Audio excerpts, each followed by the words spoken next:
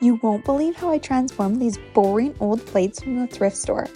To get started, I shook the pen well and then pressed it up and down with the tip until the paint came out.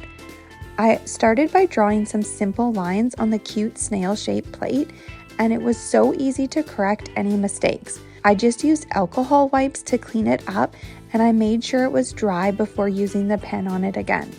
I colored on 3 different plates of various sizes with a nautical fisherman's core sort of theme. As per the directions on the porcelain pen, I let the plates sit for 24 hours and then I placed them in the oven at 300 degrees for 30 minutes. This makes them dishwasher safe, although I don't think they are food safe.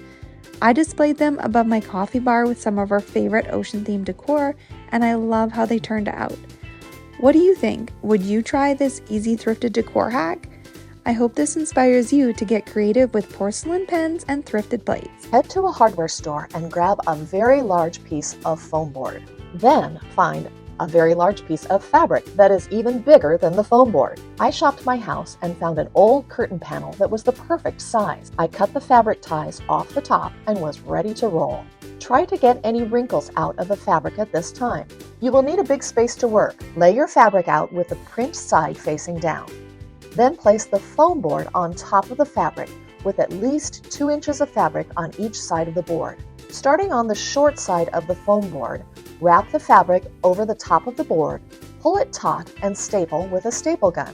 A hand stapler will work just fine for this. Pulling the fabric taut and laying a staple. Once the short ends are stapled, go to a long side of the board.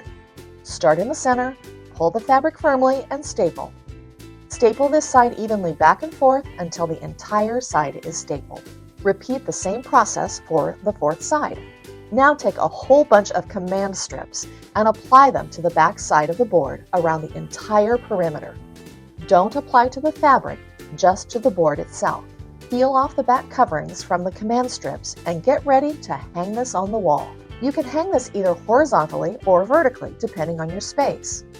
The pattern on my board made it perfect for vertical hanging. You now have an enormous bulletin board to use. I'm using mine in our mudroom as our family central communication board. Hang family names with a clipboard of the daily to-do list. Pin up a calendar, family photos, small shopping bags, inspirational quotes, and fun decorative items.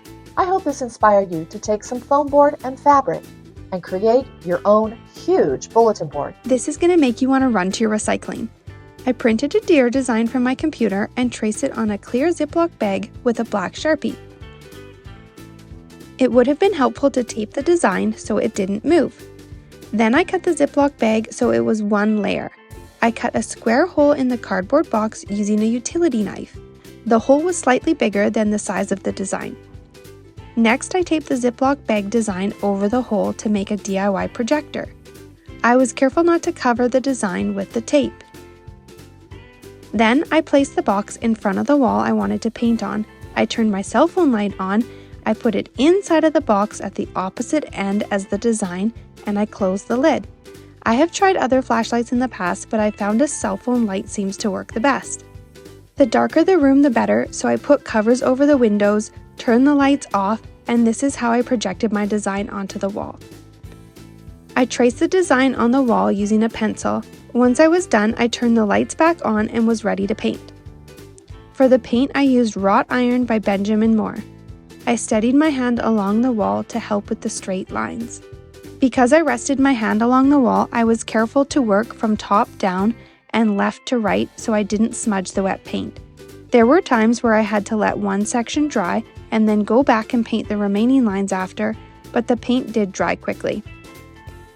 In total, it took me 5 hours to paint this design.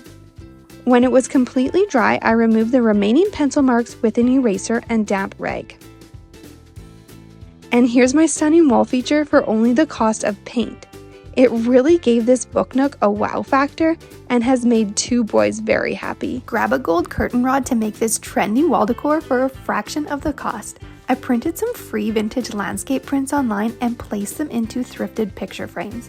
I used pliers to shape wire into S hooks. I recruited the tallest person in my home to hang the curtain rod. I'd recommend using drywall anchors or securing it into studs to make it more secure. Once the towel rod was level, I placed a hook with gold chain on it.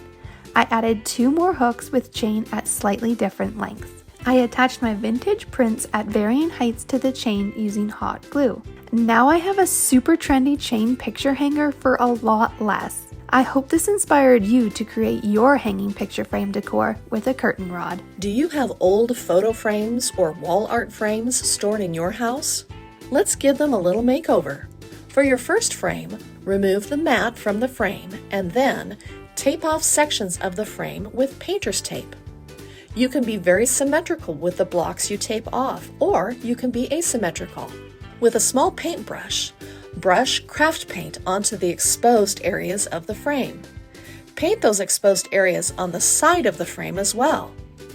You can give these spaces a couple of coats to get it solid, or leave it with just one coat so some of the frame color shows through. Once dry, carefully remove the painter's tape. If needed, go back with your brush and touch up any areas that need fixing. Now put the original mat back into the frame.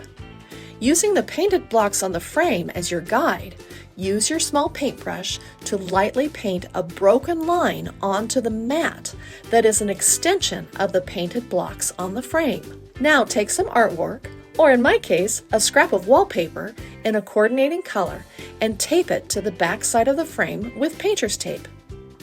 Enjoy the various patterns you've created on this frame.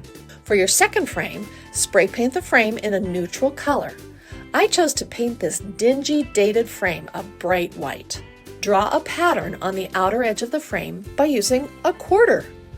Lay half the quarter on the edge of the frame and trace around it with a pen or pencil. Do this around the entire perimeter of the frame. Now take your paintbrush and with your craft paint, start to outline the curvy pattern and fill in the space on the frame. Be sure to paint over your pen or pencil tracing lines.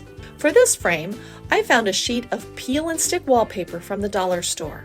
Since this is a photo frame and didn't have a mat, I simply opened the frame, peeled the wallpaper, and stuck it to the inside of the frame. Instant wall art! For the last frame, take an old gold frame and give it a dusting of spray paint. Pour some craft paint into a plastic cup, add water, and mix thoroughly. With a foam brush, use the watered down paint to paint the mat with a finish that is similar to a watercolor. Variation of color is encouraged. Put the dry mat back into the frame and tape a piece of bold wallpaper to the back of the frame. Flip the frame over and with a paint pen, draw a pattern on the mat that is somehow reflected in the artwork. My wallpaper has lots of straight white lines in it, so I simply extended those lines onto the mat. Now I used wallpaper as my chosen artwork, but you can frame anything you like. Display your new painted frames as part of a gallery wall. I hope this inspired you to paint some simple frames and frame mats to create your own unique gallery wall. Thanks for watching Home Talk. See you next time.